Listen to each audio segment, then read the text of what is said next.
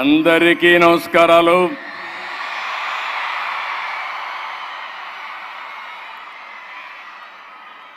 మొట్టమొదటిసారిగా చూస్తే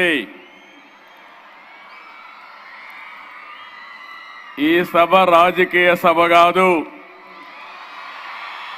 అంతకంటే సినిమా సభ కూడా కాదు, విజయోత్సవ సభ కాదు. మా మిత్రుడు పవన్ కళ్యాణ్ గారు, బాలకృష్ణ గారు సక్సెస్ పిక్చర్స్ ఈవెంట్ కాదు.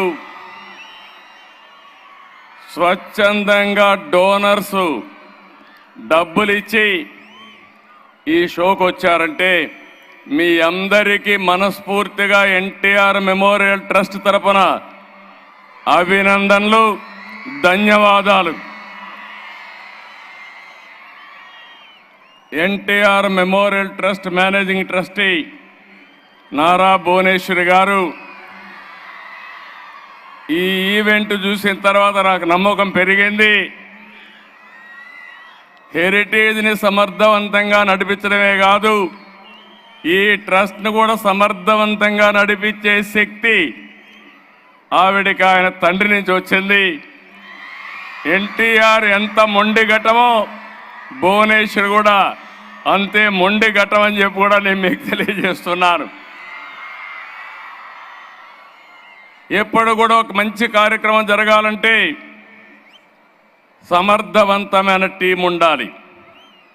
ఆ టీంలో భాగంగానే CEO NTR memorial trust Rajendra Kumar గారు, సిబ్బంది, ఎప్పటి నుంచో అక్కడ పనిచేస్తున్న గోపి, మా మిత్రుడు ఉప ముఖ్యమంత్రి, ఈ రాష్ట్రానికి ఏదో చేయాలని తపనుండే వ్యక్తి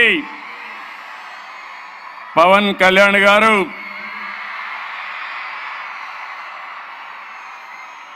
గౌరవనీయులు నటనలోనే కాదు సేవా కార్యక్రమాల్లో కూడా తండ్రిని మించిన బిడ్డ పద్మ విభూషణ్ నందమూరి బాలకృష్ణ గారు.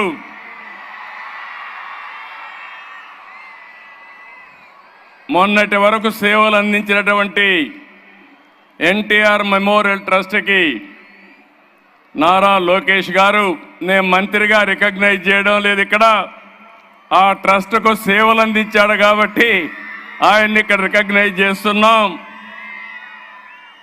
ఈరోజు ఈ ట్రస్ట్లో మేనేజింగ్ ట్రస్టీ భువనేశ్వర్ గారు అయితే ట్రస్టీ మెంబర్గా పనిచేస్తున్నటువంటి బ్రహ్మణి గారు, ఇప్పుడే దేవాంశుని చూస్తున్నా, వాడు అందరిని అప్పుడే కంట్రోల్ చేస్తున్నాడు. నాకు కూడా 5 నిమిషాలే టైం ఇచ్చాడు.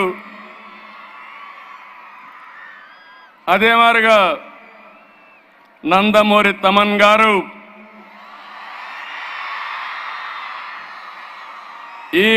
ఈ కార్యక్రమానికి విచ్చేసినటువంటి మా కుటుంబ సభ్యులందరికీ,